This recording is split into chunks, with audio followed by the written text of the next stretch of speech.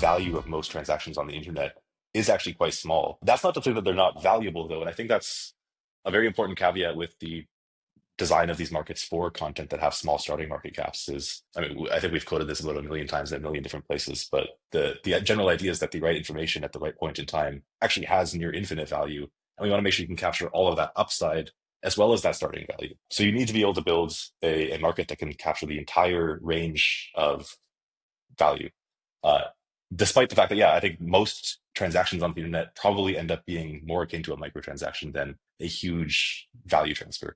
It went like super viral, and he had minted it on Zora, and like the market actually did kind of track the attention to some degree of like people. It got more mints because it got more like net attention on the internet, and it actually served as a pretty interesting proxy for like mimetic value versus like captured value. And I think Jacob has now minted and coined that horse in different forms. But I saw over the weekend the White House tweeted that horse. What? Wait, Yeah, really? Wait, yeah. can we bring that up? We could try.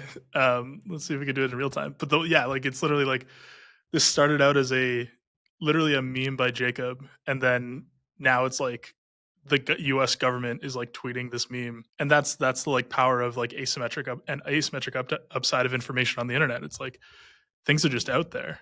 Generally, there is like this resonant value with all forms of content that can be captured, and like the horse was actually a really great case study in the fact that that's possible, because we got to track with the graph of market cap over time the actual spikes in attention it was receiving on the internet, and as more and more pieces of content are created, the market cap itself becomes like this really interesting feature, because not only does it inform people about what's valuable at any given point in time, it actually reinforces future generations of content that are being created, because you can track the patterns of market caps, and how attention flows through the internet more generally.